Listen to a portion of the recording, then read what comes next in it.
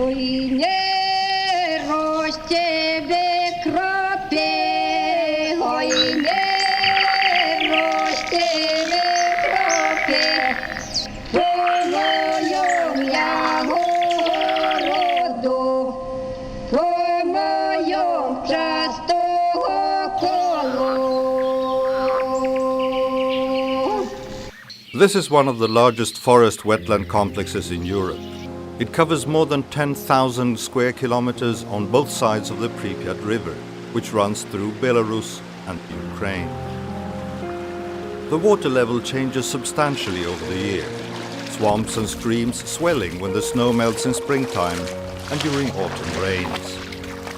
The area is under central administration that includes also state-owned industries, such as this factory that is a combined sawmill and maker of parquet floors using local raw materials. Farms adjacent to the protected area also fall under the same administration.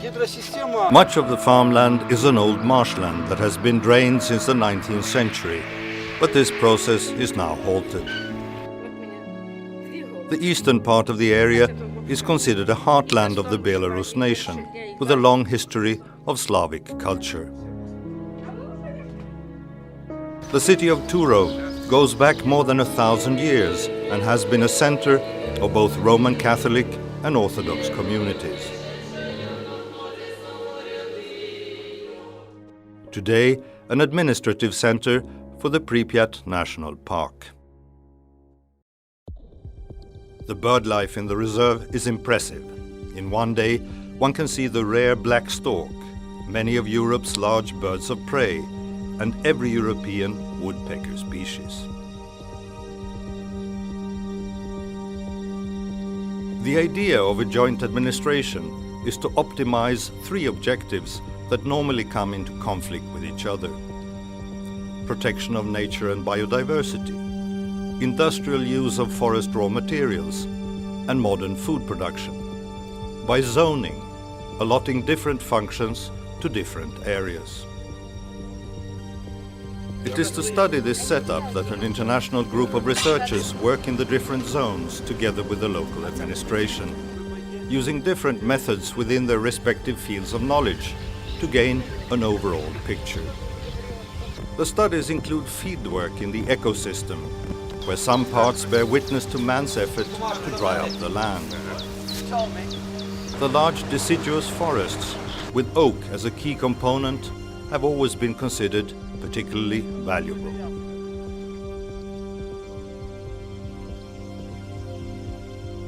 The sawmill and parquet factory is state-owned and delivers its products to the international market.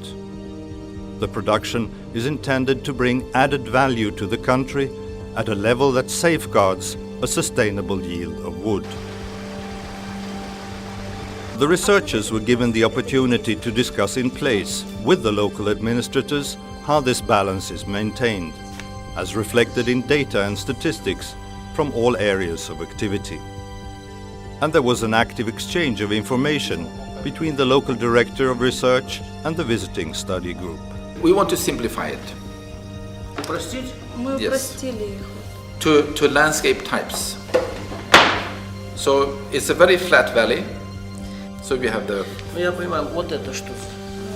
so and then to simplify it, we see the floodplain forest. Где пойменный лес? This is Не, это я вижу, вот среднее не понимаю. The overall aim of these studies is to gather information about different management models for sustainable landscape use. a big pattern in what we do is really to understand how people make decisions to balance ecological, economic, and social dimensions.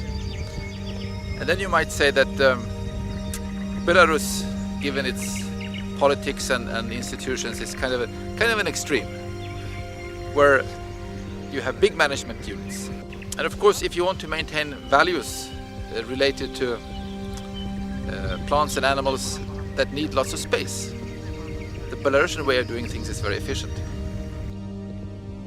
Which is not to say that this model can be used in other countries with totally different ownership structures.